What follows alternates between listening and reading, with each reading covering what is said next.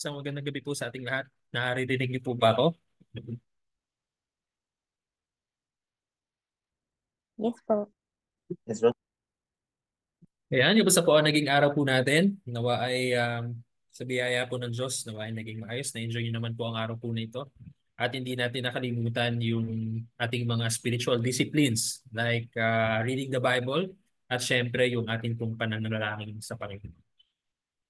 Maraming salamat din po sa Panginoon for giving us once again this opportunity na makapag-aral po na magkakasama at malaman po yung kalooban ng Diyos para po sa atin pong buhay.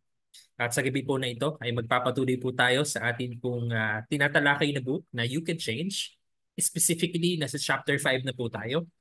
Ang tagapanguna po natin ngayong gabi po na ito ay sorpresa. Si Kuya Aaron po at ako din po ay magsasalita mamaya pagkatapos po ni Kuya Aaron. Pero kung gustong tapusin po ni Kuya Aaron yung topic ng chapter 5, pwede naman po niya tapusin na. Well, anyway, nakapaghanda rin naman po ako. Alam ko po na nakapaghanda rin si Kuya Aaron. At sana po handa ang ating puso at ang ating pong isipan sa pakikinig ng mga salita ng Panginoon, sa mga insights na maaari po nating mailapat sa ating pong buhay para maging totoo yung topic na pinag-uusapan po natin every Tuesday. At ito po ay tungkol sa pagbabago. But before we proceed, bago po natin ibigay ang moment for Kuya Aaron, for Elder Aaron, ay hinihiningan ko po si Ate Aiza na manguna sa atin sa opening prayer. Magandang gabi po. Bago po tayo magsimula ng ating gawain, tayo po muna ay manalangin. Diyos amang nasa langit, maraming salamat po muli sa araw na ito. Maraming salamat sa buhay po na pinagkaloob niyo po sa amin. Maraming salamat sa pag-iingat niyo po sa amin sa maghapon. Aming Ama, maraming salamat muli sa pagkakataon na ito na pinagkaloob mo po sa amin upang patuloy kami makapag-aral ng inyong salita. Maraming salamat po sa buhay na mga gagamitin mong tagapagturo ngayon. Dalangin namin, Ama, ang wisdom sa mga susunod na sandali upang maunawaan namin kung paano niyo po kami gustong magbago ng may kabanalan at naaayon sa inyong layunin. Ama, patuloy niyo pong gapusin ang gawain ng kaaway upang makapag-focus po kami sa gawain ngayong gabi. Salamat, Ama, sa inyo lamang po kami nagtitiwala. Sa inyo po ang mataas na papuri at lahat ng pasasalamat sa matamis na pangalan ni Jesus na aming Diyos at tagapagligtas. Amen.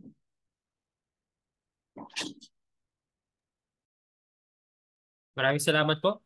At ibinibigay na po natin ang pagkakataon na ito kay Kuya Aaron para ibahagi po sa atin yung naka-assign po sa kanya na topic.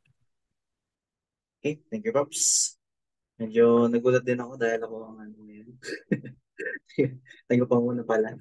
Ay, salamat sa Diyos dahil may opportunity po tayo na makapag-aral ulit ng salita ng Diyos. And yeah, sa ating pagpapatuloy po sa ating gawain ay nais ko lang pong magbalik daw na tayo ng saglit sa nakaraan natin na Bible study, which is pinangunahan po tayo ng Ate Sherry at ng Ate Enrica sa last week.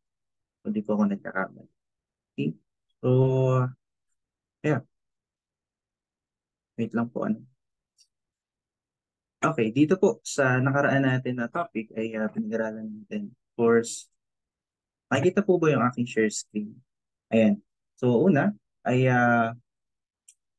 God is great, so we do not have to be in control, and God is glorious, so we do not have to fear other.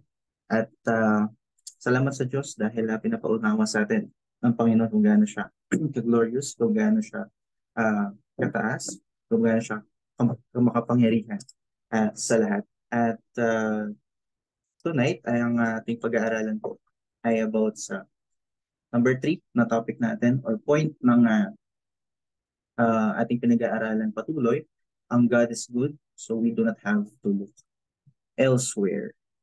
Okay? So, may isang illustration lang po ako na gagamitin. Meron, ang soft drinks, siguro lahat naman na tayo nakainom ng soft drinks. Ang content po ng soft drinks ay high sugar siya at high siya sa caffeine or um, Pag nagkakape tayo, di ba? Pareho siyang mataas sa caffeine and sugar content. At kapag umiinom tayo ng soft drinks, ay hindi lang siguro kung nakakaranas natin, may time na parang nag-crave pa tayo for more. Parang gusto pa ng soft drinks, lalo na kapag pagod ka. Tapos, galing ka siguro, alam mo, nag-basketball ka, tapos gusto mo ng soft drinks. Nag-crave na parang gusto ko pa ng soft drinks. Gusto ng katawan natin na sugar para mapalitan yung nawala tubig din sa ating katawan. And later on, after natin makainom ng soft drinks or ng mga iba pang beverage na mataas sa sugar content, ay parang napapagod tayo. Kakaroon ng pagod sa ating katawan. Doon na nagkakaroon ng parang sumatulog, sumupahinga. At ngayong gabi, ay pinapaalala sa atin na yung salita ng Diyos ay hindi nakakapanghingi. At kung nagbibigay sa atin ng katotohanan at kalakasan na magpatuloy sa ating pamumuhay ng may takot sa Diyos, at ito yung pagkatawag sa atin bilang mga mananampalataya. So mamaya, tingnan natin bakit i-share yung about doon sa illustration na yun. At sa ating pagpatuloy, sa ating paniniwala at pagtitiwala na matatagpuan lang natin yung lasting fulfillment, satisfaction, kagalakan, at yung identity natin ay sa Diyos lamang po ito. At wala naman. Ano man yung ino-offer na temptation ng kaaway na kasalanan, ang Diyos ay ang nag-o-offer ng mas sigit at yun yung sarili niya. Binigay niya yung kanyang sarili para sa kaligtasan natin. Hindi lang mabuti ang Diyos, kundi sobrang mabuti niya sa atin, mga kapatid. At higit sa kahit ano o kahit sino o ano man na in-offer ng mundo ito. Dahil He is the true source of all joy. So kung kanina, soft drinks, diba? Hindi naman yun yung dapat natin i-take sa ating katawan, kundi tubig talaga. Okay? Kumbaga, yung soft drinks, ito pa yung magiging cause sa atin upang tayo mas mauhaw na mauhaw. Pero ang totoong kailangan natin ay tubig. At bilang isang mananampalataya, ang tunay na kailangan natin ay ang Diyos, ang makapag-satisfy sa ating puso. Maalala po natin yung Juan chapter 4. Ito yung story about sa pagdaan ni Jesus at mga kasama niya or yung kanyang mga alagad sa Samaria. Si Jesus at ang kanyang mga disipulo ay dumaan po sa Samaria. At pagdating nila doon, umupo si Jesus sa tabi ng balon at nanghingi ng tubig sa Samaritan babae. So fast forward ko na po, ito yung sabi ni Jesus doon sa babae na taga Samaria.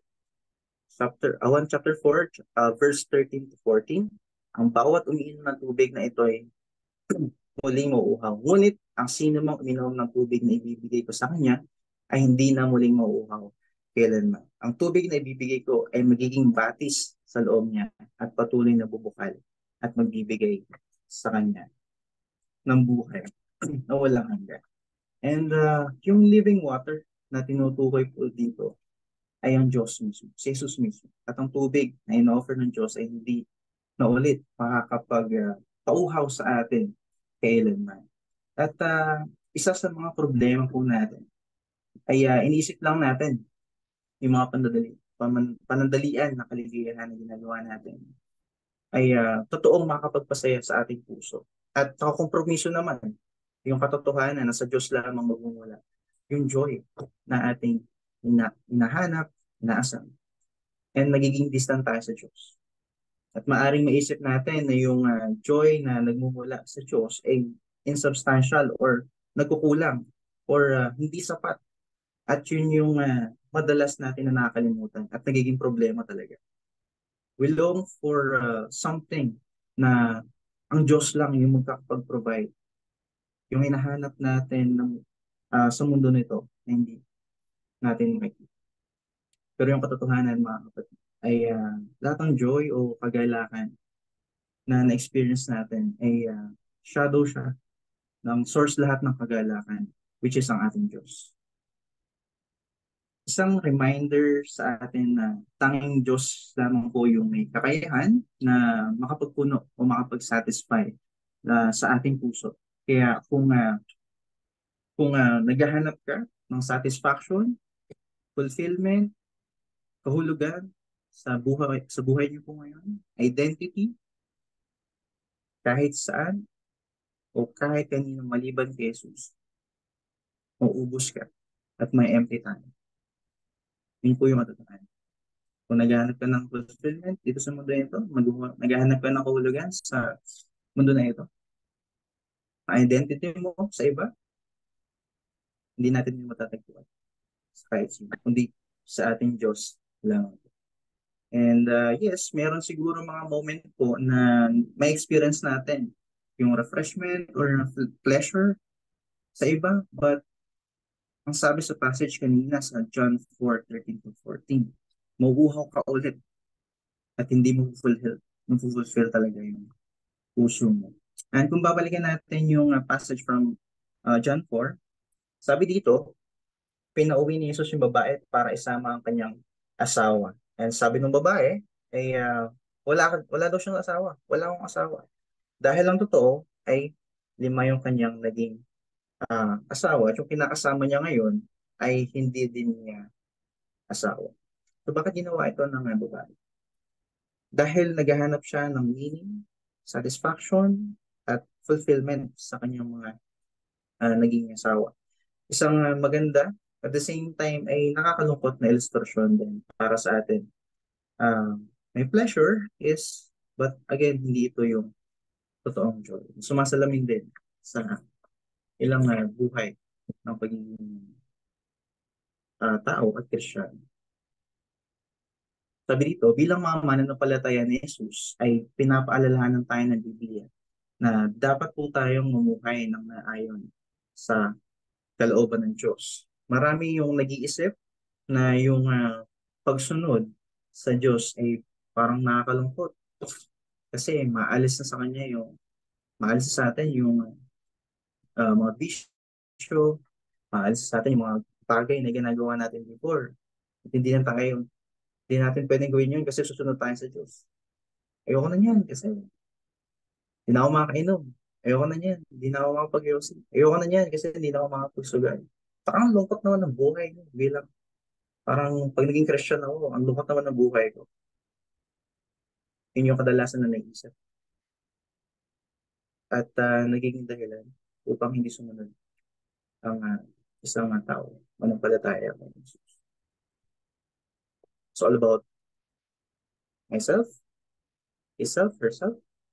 At yun yung naging problem sa atin bilang mga tao.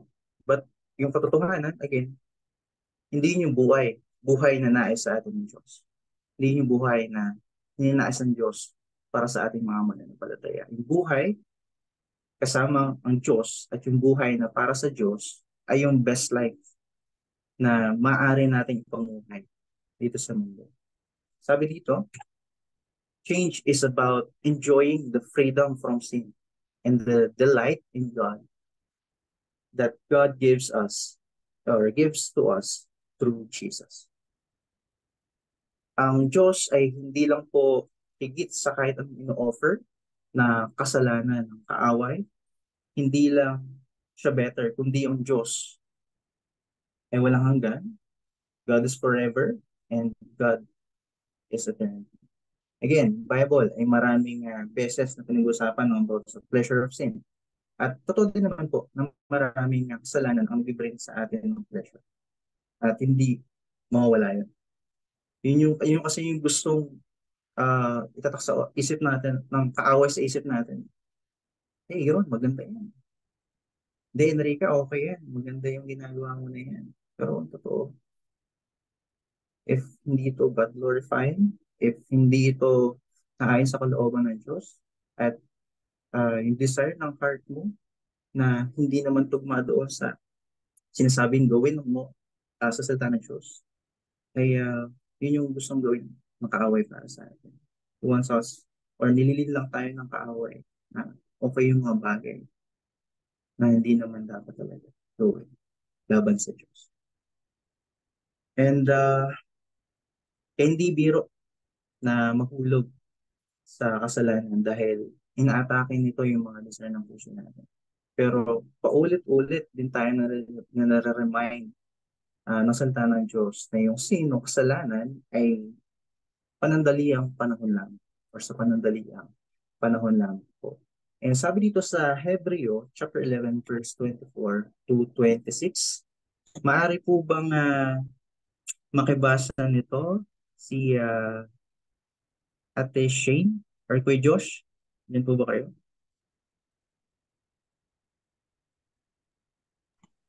Hello po. Ako na lang po magbabasa. Josh. Thank you, bro. Hebreo 11:24 to 26. Dahil sa pananampalataya, tumanggi si Moises nang siya ay mayroon ng sapat na gulang, natawagin siyang anak ng prinsesang anak ng hari. Inibig pa niyang makihati sa kaapihang dinaranas ng bayan ng Diyos kaysa magtamasan ng mga pananandaliang aliw na dulot ng kasalanan. Itinuring niyang higit na mahalaga ang pagtitiis sa hirap dahil sa Mesiyas kaysa ang mga kayamanan ng Ehipto, sapagkat nakatuon ang kanyang paningin sa mga gantimpala sa hinaharap. Alright. Thank you, bro, Josh, sa iyong pagbasa. And makita natin dito sa verse 25, sabi dito, inibig pa niyang makihati sa kaapihang dinaran ng bayan ng Diyos. By the way, si Moises po ito. Kaysa magtamasa daw ng mga panandaliang na dulot ng kasalanan. Mas pinili niya yung pagtitiis dahil kanino? Sa Mesiyas, kundi sa ating Panginoon Jesus. Kaysa sa kayamanan po ng Ehipto, kaysa sa kayamanan ng mundo ito, kaysa sa pleasure na ibibigay ng mundo na ito. Nakatuon yung paningin niya sa gantimpala sa hinaharap. Nakatuon yung paningin sa gantimpala na galing sa Diyos. Ang kailangan na bagay. May feedback po yata. Ayun, sa ating buhay ay meron lagi kapalit o kabayaran ng ating mga nayagawang kasalanan. Broken relationship, pag-usig sa ating konsensya, mga addictive na habits, and sinasabi ng Bible ay merong consequences yung ating mga ginagawa sa ating buhay. Hindi nakakalugod sa Diyos. Sabi sa James o Santiago chapter 1 verse 15, ang pagnanasa kapag naitanim sa puso ay nagbubunga ng kasalanan. At ang kasalanan naman po, o kasalanan sa hustong gulang ay nagbubunga ng kamatayan. Ang lahat po ng masama ay galing sa diablo at lahat ng mabuti naman ay galing sa Diyos. And therefore, hindi sa Diyos nanggagaling yung temptation para magkasala tayo. Okay? Malinaw po yun sa Bible. Hindi nanggagaling sa Diyos yung temptation para magkasala tayo. Dahil galit ang Diyos sa kasalanan. Okay? Galit ang Diyos sa kasalanan. Yung temptation ay galing sa mga evil desires natin, sa kibuturan ng puso natin, ng mga tao na likas na makasalanan.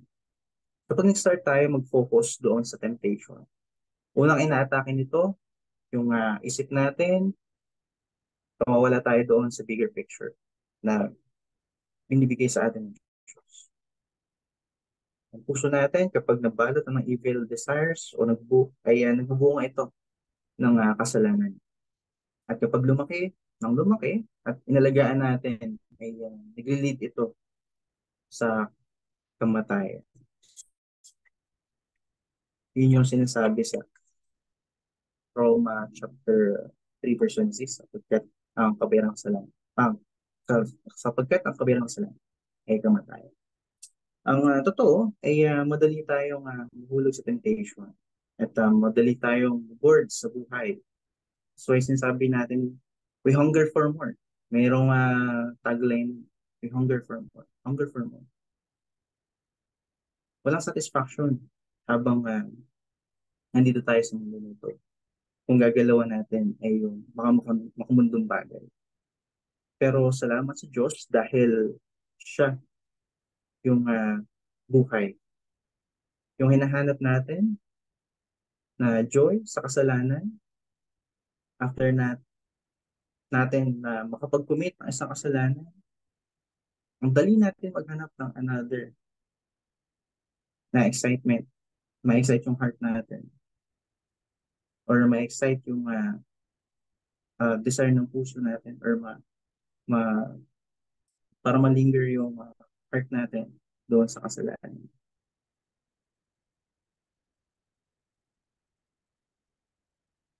And katotohanan ay kailanman hindi mapupuno yung puso natin ng mga ino-offer ng mundo na ito. But salamat sa Diyos dahil nandiyan siya. Salamat sa ating Panginoon dahil nandiyan yung presensya niya, eternity, doon sa langit, doon natin matatagpuan yung joy, yung kagalakan na each moment ng ating buhay ay kasiyahan. That's why hindi na natin kailangan pang maghanap ng iba dahil ang Diyos ang tanging may kakayahan na mag-fulfill ng emptiness o identity, longing sa ating buhay. Again, God is good. Hindi natin kailangan mga kapatid pa ng iba. At binibigay ko na po yung next na topic para kay Pops Ali.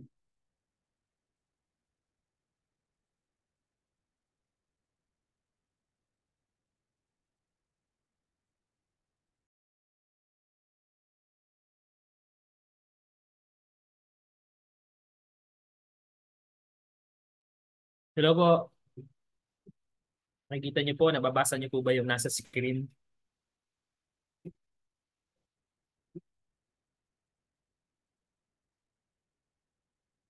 Ayos. Sige po, maraming salamat po. Salamat po sa mga katotohanan na ibinahagi niya po sa atin. Alam ko po na mahirap itanong ito ngayon pero gusto ko pong hamunin pa rin kayo. God is good all the time. And all the time, God is good. In all His ways, sabi po ng aking group sa Phibias, and in all His ways, God is good. Hindi lang sa lahat ng oras, kundi sa lahat ng kanyang kaparaanan. Our God is good. Sabi nga ni Kuya Aaron, hindi lang siya good, pero supremely good. Siya yung best sa buhay po nito. Siya ang sikreto ng buhay upang makalaya tayo doon sa malalim na kalungkutan na dulot naman ng sanlibutan. Well, bago po natin ipagpatuloy yung ikaapat na bahagi na kailangan nating yakapin na katotohanan, ay nais ko po munang ipaalala po sa ating lahat yung change project po natin. Ito po ay naibahagi ko na rin po sa inyo noong huling beses akong nagsalita tungkol sa topic ng tungkol dito po sa book na You Can Change. Ito po ay suhestyon ng sumulat. At napakaganda po ng mga nakasulat dito dahil nais po nung author ng book na hindi lamang po tayong magkaroon ng panibagong informations kung gaano kahalaga yung pagbabago. Gusto din po niya na totoong magkaroon ng pagbabago yung buhay natin. Gusto niya na mailapat natin yung mga natututunan natin sa ating buhay so that the world will know na tayo ay totoong mananampalataya ng ating pong Panginoon Jesus. Gusto po nung sumulat na maging specific po tayo sa pagbabago na hinahangad po natin. Sabi nga po dyan, ako si Blank, your name, nais kong pagtugumpayan ang paglaban sa kasalanan na Blank. So kung nag-i-struggle ka sa mahabang panahon sa adultery, kung ikaw ay nag-i-struggle sa kasalanan ng pagsisinungaling, kung ikaw ay nag-i-struggle sa kasalanan ng pangamba, be specific. Kasi alam din naman ng Diyos ito, pero gusto din ng Diyos na ilapit mo yung mga pinaglalabanan mo sa Kanya. Gusto kong magbago dahil itinuring na ako na anak ng Diyos, minamahal at tinanggap ko si Jesus at pinagkalooban ako ng banal na Espiritu. Napakaganda po ng change project po na yan. Ito po yung nais po sana nating ma-accomplish matapos po nating talakayin itong book po na ito. Na hindi man perfectly pero merong progress yung desire natin at yung determination po natin na magkaroon ng pagbabago sa mga struggles na pinaglalabanan po natin. Pero gusto ko din pong ipaalala sa ating lahat po dito na hindi porket meron po tayong ganitong mga pananalita, hindi porket meron po tayong desire to change, ay automatic dadating yung change sa atin. Dahil there is no such thing as shortcut sa spiritual maturity. Wala pong shortcut sa spiritual maturity. Parang sa pagtatanim po iyan, pag nagtanim ka ng avocado, hindi naman po isang linggo bubungan na yung itinanim mong avocado. May process pong kailangang pagdaanan. So ganun din sa spiritual maturity na kailangan po ng bawat isa po sa atin. So it takes discipline, kailangan ng daily decision to follow the Lord, daily decision to surrender yung buhay natin sa Kanya, at kailangan din po natin ng daily decision to embrace the truths na kailangan po natin sa ating paglalakbay bilang mga mananampalataya. At narinig niyo po kami ng tama. May mga katotohanan na dapat po nating yakapin sa journey ng change project po na ito. So bakit ba natin kailangan yung mga katotohanan po na ito sa journey ng change project? Una, dahil ang katotohanan ang magpapalaya sa atin mula sa lahat ng kasinungalingan na umaalipin po sa atin. Sabi po ng sumulat ng libro, ang punot dulo kung bakit tayo ay nalulugmok at patuloy na naaalipin ng kasalanan ay dahil naniniwala tayo sa lahat ng kasinungalingan ng kaaway. So lahat daw ng kasalanan, ang behind po ng kasalanan po na yon ay kasinungalingan. At kapag binalikan mo nga naman yung Genesis chapter 2 or yung Genesis chapter 3 kung saan kinausap ng serpent si Eve at saka si Adan, ang una niyang ginawa ay binigyan niya ng doubt yung isipan nung dalawa para magkasala sila sa Diyos. 'Di ba? Parang nilalagyan niya palagi ng kaisipan na magduda ka sa Diyos, sa salita ng Diyos. So nagsisinungaling yung kaawa. Sa lahat ng kasalanan na nahulog tayo ay may kasinungalingan tayong pinaniwalaan. So naniniwala tayo sa kasinungalingan na mas mabuti at mas masarap ang buhay kung wala ang Diyos at kung hindi natin siya pakikinggan. Naniniwala tayo sa kasinungalingan ng kaaway na mas mabuting magtiwala sa sarili natin kaya nahuhulog po tayo sa pagkaalipin ng pagkabigo. Kaya marami po sa ating nabigo sa buhay kapag i-evaluate natin yung ating buhay ay dahil naniwala tayo na mas mabuting magtiwala sa ating sarili. Mas mabuting wag maghintay sa Diyos. Anong ending? Nasaktan tayo. Ano ang ending? Nabigo po yung buhay po natin. Marami naman pong naniniwala na sa kasinungalingan ng kaaway na hindi mabuti yung Diyos kaya nahuhulog po tayo sa nahuhulog tayo sa pagkaalipin ng pangamba. So lahat po tayo ay nag-i-struggle po dyan. Ako din po mismo. Kaya nung Sunday po, tinanong ako kung ilang mga pastor ang masasabi natin na mataas ang porsyento sa pamumuhay ng matagumpay sa pagsunod sa Panginoon. Ay hindi ko talaga masagot kasi ako din ho ay alam ko sa aking sarili na hindi ko perfectly na-obey yung Panginoon. Nag-i-struggle din po ako sa pangamba. Kami mga pastor, meron din kaming mga reserve na mga bagay na pinangangambahan po namin. Katulad din po ninyo. Kaya patuloy po nating ipanalangin yung bawat isa. So ako, nag-struggle ako dyan sa worries, anxieties, sa future, ano ba mangyayari doon, ano ba ang mangyayari sa kasalukuyan. So nakaka-relate po ang bawat isa po sa atin. Pero may mga tao na naalipin po niyan. Naalipin po niyang salitang pangamba. Yung iba, naniniwala sa kasinungalingan na magkakaroon tayo ng payapa at masayang buhay kung marami na tayong pera at nabibili na natin ang lahat ng kagustuhan natin. Well, I think ito yung isa sa mga binabanggit kanina ni Kuya Aaron. Kapag ito po yung paniniwala natin, ay nahuhulog tayo sa pagkaalipin na tinatawag na emptiness. Emptiness po ang dulot po ng paniniwala po sa kasinungalingan. Naniniwala yung iba sa kasinungalingan na walang pakialam ang Diyos sa mga nangyayari sa ating buhay kaya nahuhulog tayo sa pagkaalipin na tinatawag po natin na bitterness. Ang mga taong bitter ay naniwala sa kasinungalingan na hindi nalalaman ng Diyos.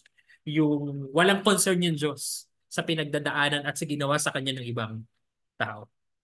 naniniwala tayo sa kasinungalingan na maaari nating makuha ang favor ng Diyos sa pamamagitan ng mabubuting gawa, kaya nahuhulog tayo sa pagkaalipin ng self-righteousness.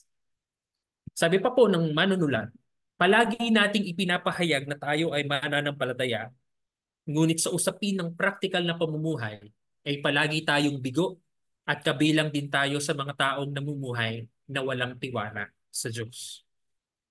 Maaaring inaawit natin every Sunday yung katotohanan tungkol sa doktrina ng kaalaman ng Diyos. Pero it doesn't mean na practically ay naia-apply natin yung katotohanan po na yun sa atin pong buhay. So isa or madalas na kabilang din po tayo sa mga namumuhay na para bang walang tiwala sa Diyos. Okay? Pero tinatawag natin yung sarili nating mananampalataya. O, di ba? Weird. Mananampalataya pero parang wala namang tiwala sa Diyos.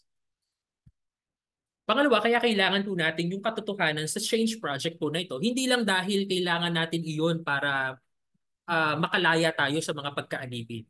Dahil kailangan din po natin ito dahil ang katotohanan ng tutulong sa atin upang matuto tayong magtiwala sa Diyos. At ang katotohanan po na tinatalakay natin po dito ay walang iba kundi yung salita ng ating pong Panginoon. Yan po yung sinabi ni Jesus sa John 17:17, "Sanctify them by the truth. Your word is truth."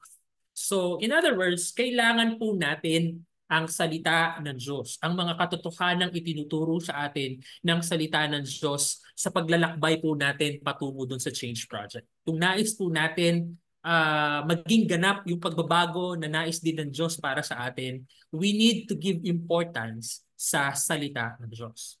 Palagi ko pong sinasabi sa akin pong mga ka-JCL, sa aking mga accountability group partners, na there is no such thing as spiritual growth apart from the Word of God.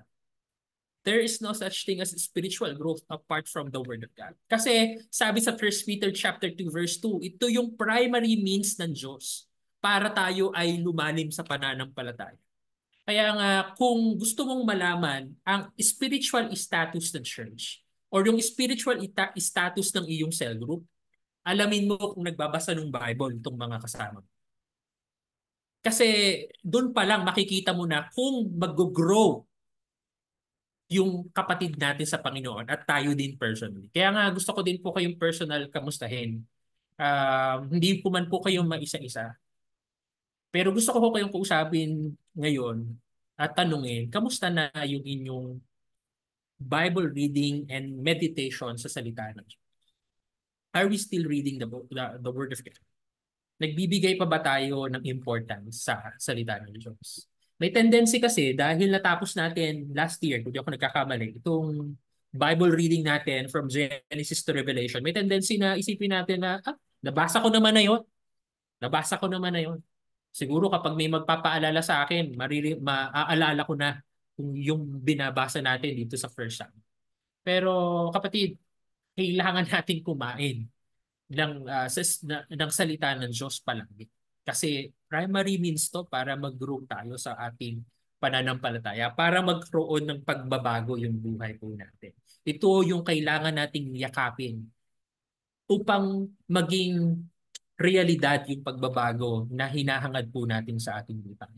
Sabi nung isang pastor na pakinggan ko, yung New Year's resolution mo, hindi iyon yung magbabago sa'yo. Ang New Year's, yung mga steps na ginawa mo, yun yung siyang magbabago sa'yo. Yung mga steps mo para maabot yung New Year's resolution mo, yun yung mismong magbabago sa'yo. So, yung step na gusto ni Lord sa atin para mag-grow tayo, magbago tayo, ay ang primary means niya, yung salita ng ating Panginoon. So mga kapatid, I hope and I pray na every one of us ay patuloy pong nagbabasa ng salita ng Diyos. Sana every cell group, napag-usapan pa din, kamustahin pa rin yung bawat isa, nagbabasa po ba kayo ng salita ng Diyos? Kasi po mga kapatid, kag hindi magbabasa ng Bible, basahin niyo po yung awit 1, Psalm 1. Makikita niyo po yung description kung paano isinilarawan ng sumulat ng awit ang mga tao na hindi nagbabasa at hindi namumuhay ayon sa salita ng ating Panginoon. So we have to embrace the truth about God and about His Word. So, napag-usapan na po natin ano ba yung ipinapahayag ng salita ng Diyos about Himself. Dapat natin itong yakapin. Ito yung sikreto para makalaya tayo sa pagkaalipin. That God is great, that God is glorious, that God is good.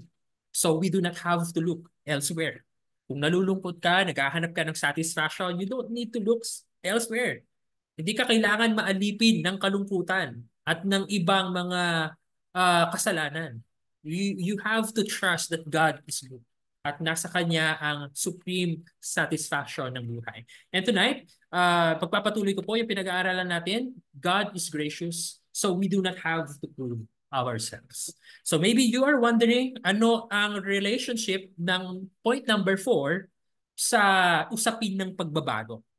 Eh ano naman kung malaman ko that God is gracious? Paano ba babaguhin ng katotohanan na iyan ang aking buhay? Paano ito makatutulong? Bakit mahalaga itong number 4? Mahalaga na mayakap natin ang katotohanan na ito dahil ang unang instinct natin kapag pinag-uusapan yung pagbabago ay ito ang mga gagawin ko para magkaroon ako ng pagbabago.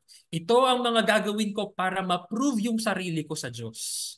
So, ang instinct na ito ay hindi tama dahil ang sarili natin at ang ating mga magagawa ang sentro ng pagbabago na ito. Again, hindi tama yung instinct natin na ito dahil ang sentro ng pagbabago na hinahangad natin ay walang iba kundi yung sarili natin. At para makilala yung sarili natin, ma-prove natin yung sarili natin sa Diyos at even sa ibang tao.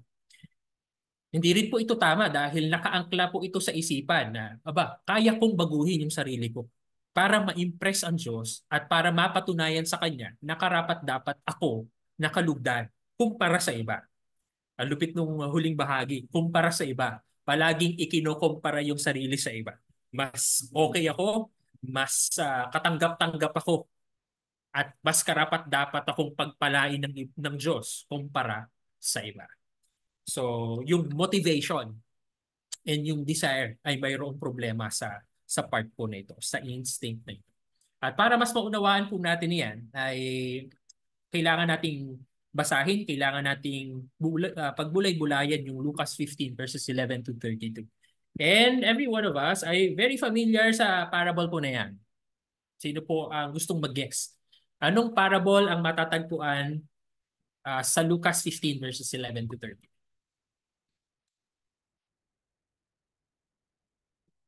Anong talinghaga ni Jesus ang matatagpuan sa Lucas 15?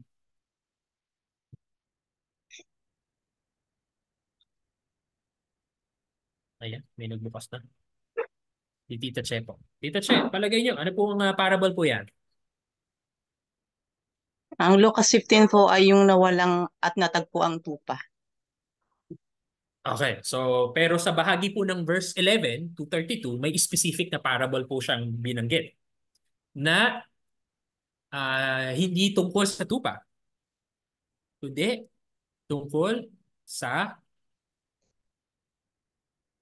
Dalawang anak po. dalawang. So tama po yan. So mas kilala po natin yan sa the parable of the prodigal son. Okay, the parable of the prodigal son. So balikan po natin. Alam ko na very familiar tayo. Baka nga mas alam niyo yung detalye nito kaysa sa akin. Pero tingnan natin kung ano yung matututunan po natin na may relationship dito sa tinatalakay natin sa point number 4. Babasahin ko po yung salita. Ay, si Joshua na lang. Ganda ng boses ni Joshua, no? Joshua, pwede mo bang basahin to? Kapatid, pwede bang pakibasa to? Okay po. May isang tao na dalawang anak na lalaki. Sinabi sa kanya ng bunso, Ama, ibigay na po ninyo sa akin ang mamanahin ko. At hinati nga ng ama ang kanyang ari-arian. Pagkalipas ng ilang araw, ipinagbili ng bunso ang kanyang bahagi at nagpunta sa malayong lupain. Nilustahin niya roon sa mga bisyo ang lahat niyang kayamanan.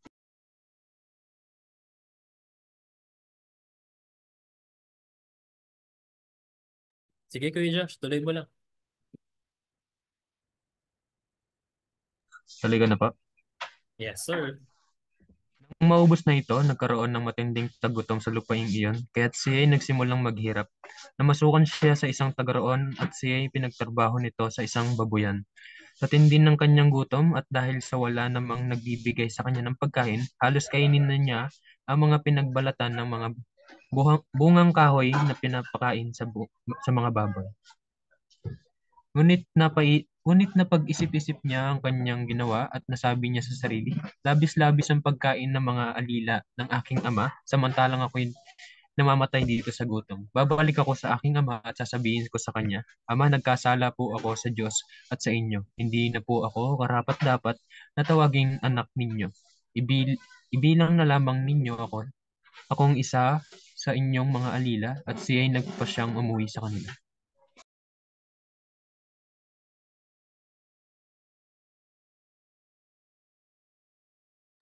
Napagod na yata si Kuya Joshua. Tutuloy ka na po. Malayo pa ay natanaw na siya ng kanyang aba at dahil sa matinding awa ay patakbo siyang sinalubong, niyakap, hinalikan. Sinabi ng anak, Ama, nagkasala po ako sa Diyos at sa inyo. Hindi na po ako karapat-dapat na tawaging anak ninyo. Ngunit tinawag ng ama ang kanyang mga alila. Dali, kunin ninyo ang pinakamagandang damit at bihisan ninyo siya. Suotan niyo siya ng singsing at ng sandalyas. Katayin nyo ang pinatabang guya at tayo'y kumain at magdiwang. Sapagkat ang anak kong ito ay namatay na, ngunit siya ay nabuhay, nawala, ngunit muling natagpuan, at sila nga'y nagdiwang. Pero hindi pa po nagtapos yung kwento dyan. Usually, kapag pinag-uusapan natin yung The Prodigal Son, ang ating pong naiisip lamang ay yung eksena na bumalik yung bunsong anak sa kanyang ama. Nagpapakumbaba, humihingi ng tawad. Tapos nag-celebrate sila dahil bumalik itong bunsong anak. Pero hindi tinapos ni Jesus yung story doon. He intentionally included yung part nung panganay na anak. Ano yung sinabi po dyan? Nung nangyari yun, nasa bukid doon ng anak na panganay. Okay, so nang umuwi siya at malapit na siya sa bahay nila, narinig niya ang tugtugan at sayawan. Tinawag niya ang isang utasan at tinanong, Bakit? Anong mayroon sa atin? Dumating po ang inyong kapatid. Sagot ng alila. Ipinapatay, ipinapatay po ng inyong ama ang pinatabang guya dahil ang inyong kapatid ay nakabalik ng buhay at walang sakit. Nagalit ang panganay at ayaw niyang pumasok sa bahay. So nakita niyo yung difference nung ama at nung panganay na anak. Pinuntahan siya ng kanyang ama at pinakiusapan. So tingnan po natin yung convo nung mag-ama. Ngunit sumagot yung panganay na anak. Sabi niya sa kanyang tatay, pinaglingkuran ko kayo sa loob ng maraming taon at kailan may hindi ko kayo sinuway. Totoo kaya yon? Mukhang delikado tayo doon sa part na yun. Ano? Ngunit ni minsay hindi niyo ako binigyan ng kahit isang maliit na kambing para magkasayahan kami ng aking mga kaibigan. So parang sinasabi niya, may problema yung tatay. Diba? Hindi ka fair sa amin. Ginagawa ko tong lahat para mapilis ka, ma-impress ka, para mahalin mo ako. Subalit nang dumating ang anak mo na yan, wala naman niyang ginawa na tama, nilustay niya ang inyong kayamanan. By the way, nung sinabi nung bunsong anak dun sa kanyang ama na hihingin niya na yung kanyang parte ng kayamanan, yung kanyang mana, parang sinabi niya na sa tatay na sana mamatay ka na. Diba? Gusto ko nang kunin yung kayamanan ko kasi ang tagal mong mamatay. Diba? So, matindi talaga yung ginawa ng bunsong anak. Lumustay siya ng iyong kayamanan, nilustay niya ito sa mga masasamang babae, ipinagpatay pa ninyo pa siya ng pinatabang guya. Hindi tama yung ginawa niyo. Hindi kayo naging fair. Sumagot ang ama, Anak, lagi kitang kapiling. At ang lahat ng aking ari-arian ay sa iyo. Nararapat lang na tayo ay magsaya at magdiwang sapagkat namatay na ang kapatid mo. Ngunit nabuhay, nawala, ngunit muling natagpo. So, kapag titingnan natin yung The Prodigal Son, it's a parable. So, talinhaga, may isang kwentong ginawa ni Jesus. Hindi siya totoo kwentong ginawa ni Jesus na mayroon siyang gustong sabihin na spiritual na bagay. So, ganun palagi yung parable. Isang kwento, earthly story na ginawa ni Jesus para magturo ng spiritual na bagay. And usually, kapag si Jesus ay nagbibigay ng parable, ito ay clue. Although nasabi ko na po isa inyo ito noon. Every time na si Jesus Christ ay nagbabanggit or nag-share ng parable, gumagamit siya ng mga characters. Okay, gumagamit siya ng mga characters. So dito sa story nito, gumagamit siya ng characters at yung mga characters na yon ay may nire-represent mula sa mga kausap niya sa time na yon. Okay, so hindi aksidenteng ito yung ikinuwento ni Jesus. Lahat ng mga nakikinig sa kanya sa oras na to ay kasama sa kwento. So tingnan po natin. The parable of the Birthday prodigal niya son. si Rose. Apo. Yeah, happy birthday po. Sorry. Sorry. Okay, so tingnan natin yung mga nire-represent ng character dito sa prodigal son. So yung bunsong anak, ang nire-represent dyan ay yung mga tax collectors and sinners who gathered around to hear Jesus. Matatagpuan niyo po yan sa verse 1. Kung naka-attend po kayo ng BTCL, ay palagi niyo pong naririnig yung term na context. So yung context ang magpapaliwanag at tutulong sa atin to understand the parable. At according sa context, ang bunsong anak ay walang iba kundi yung tax collectors and sinners na mga itinuturing na lubusang makasalanan sa panahon po ni Jesus. Nilalayuan po siya ng mga religious leaders kasi mga makasalanan po yan. Pero si Jesus, lumalapit po si Jesus sa kanila. In fact, si Matthew, na isang tanong din sa BTCL natin noong nakaraan, anong occupation ni Matthew? Siya po ay isang tax collector. Isang individual na kinagagalitan o kinamumuhian ng maraming Israelita o Hudyo dahil sa trabaho niya. Pero binigyan pansin ho siya ni Jesus. So yung bunsong anak na naglustay ng kayamanan ng kanyang ama na namuhay na walang takot sa kanyang ama at walang takot sa Diyos ay walang iba kundi mga tax collectors and sinners.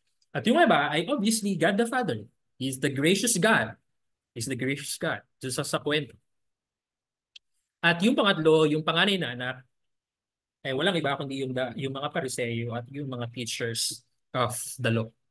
Sila yung sila yung sa kwento na parang gusto nilang i-impress yung Diyos dahil sa kanilang mga religious activities. Gusto nilang mag-gain yung favor ng Diyos. Iniisip nila na mas karapat dapat sila. Di ba ganun yung kwento kanina? Sinasabi ng panganay na anak na hindi mo man lang ako pinagkatay ng guya. Samantalang kung iko-compare ko yung sarili ko sa kanya, ay mas karapat dapat ako. Parang ganun yung gusto niya sabihin sa kwento. Mas worthy ako kaysa sa kapatid ko na yan. Mas katanggap-tanggap ako sa pag-ibig mo. Pero alam niyo po, ano yung moral na gustong sabihin ni Jesus sa parable? Ang gustong sabihin ni Jesus, hindi interesado ang Diyos sa religious activities and services that is motivated by our selfish ambition to prove ourselves sa Diyos na we are worthy sa kanyang pag-ibig. Hindi interesado yung Diyos sa mga religious activities and services na motivated by our selfish ambition na patunayan to prove ourselves to God that we are better, that we are more worthy sa kanyang pag-ibig. Because God's love is not acquired. Ang pag-ibig ng Diyos ay hindi na-acquired. Ito ay freely given ng Diyos sa mga taong nagpapakumbaba at nagsisisi sa kanyang mga kasalanan. So in other words, God is interested sa pagbabalik ng mga makasalanan. Yun yung bagay na nagpapasaya sa Diyos. Yun yung pinakasimpleng pwede kong ibigay po sa inyo. Ano yung summary na gustong ituro ni Jesus sa parable ng parable of the prodigal son. Na nagpapasaya sa Diyos ay ang pagbabalik ng mga makasalanan sa Kanya. Dahil sila ay nagpapakumbaba, sila ay humihingi ng tawad, at hindi nagpapanggap. Okay, so if we want change, we have to abandon yung maling paniniwala na kaya nating baguhin yung ating sarili, na kaya nating baguhin yung ating sarili para sa layunin na i-impress yung Diyos, para patunayan na karapat-dapat tayo sa pag-ibig ng Diyos. If we want change, let us embrace Jesus. Let us embrace and let us come to Jesus. Kailangan natin si Jesus palagi. Hindi lang sa usapin ng kaligtasan, pero maging sa usapin ng sanctification. We need Jesus. Again, walang interest yung Diyos sa mga religious activities. Kung ginagawa mo yan para patunayan sa Kanya na you are worthy of His love. Wala siyang interest doon. He is interested sa mga makasalanang nagpapakumbaba. Walang anuman sa kanilang kamay, walang anumang ipinagmamalaki at lumalapit sa Kanya upang makatagpo ng kapatawan. So, God is gracious. Yan yung kailangan nating i-embrace para makalaya tayo sa pagkaalipin ng self-righteousness. Okay? So, what are the fruits that we need to turn to? Ano yung mga katotohanan na kailangan nating yakapin sa journey ng change project? Kung ikaw ay alipin ng pangangamba, ano ang sagot? God is great. Alam niyo, ang laking bagay po niyan. Totoo. Nung number one, if you are slave nung mindset or ng worries at ng anxieties, ang sagot dyan, God is great. God is in control. Ano man po yung pangamba niyo po ngayon, maaaring nangangamba kayo para sa inyong hanap buhay, para sa magiging takbo ng ah, ng career ng inyong anak at ng marami pang bagay. Ang sagot po dyan ng salita ng Diyos, God is great and He is in control. You have to trust Him. Yun yung susi para makalaya tayo sa pagkaalipin po ng pangamba. Pangalawa, kung tayo po ay alipin ng kaisipan na kailangan nating ma-please yung ibang tao para mas maging katanggap-tanggap tayo, ang sagot po dyan, God is glorious. Hindi ka kailangan maalipin ng kaisipan na yon. Hindi mo kailangan maalipin ng idea na kailangan mo yung approval ng maraming tao.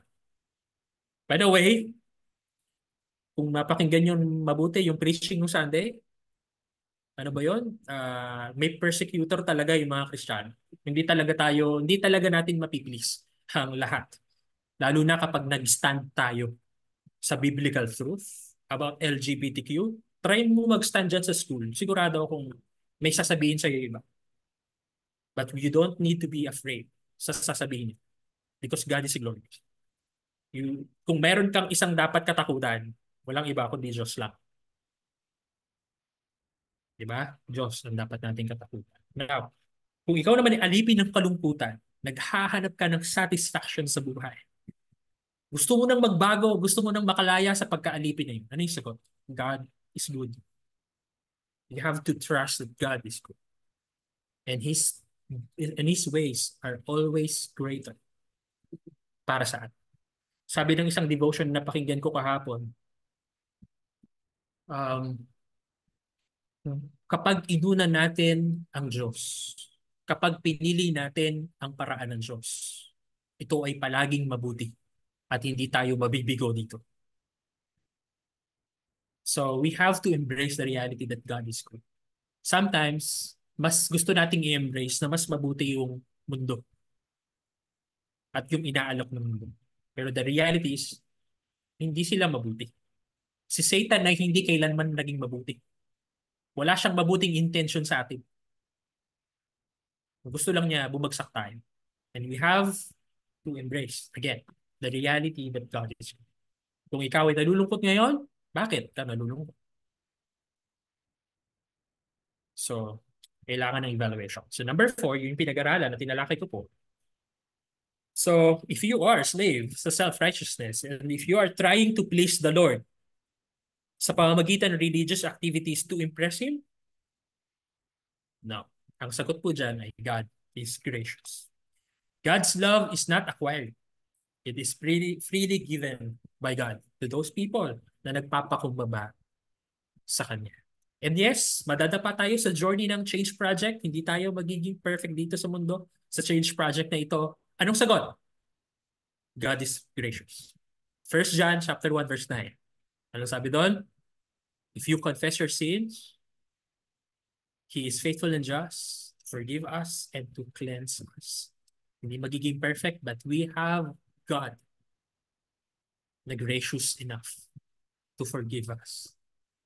Para tulungan tayo ulit bumangon magpatuloy sa journey ng pagbabago. So these 4 truths are life-changing truths, and I hope every one of us na nakikinig at nag-aaral ng salita ng Diyos ay talagang may embrace po ito.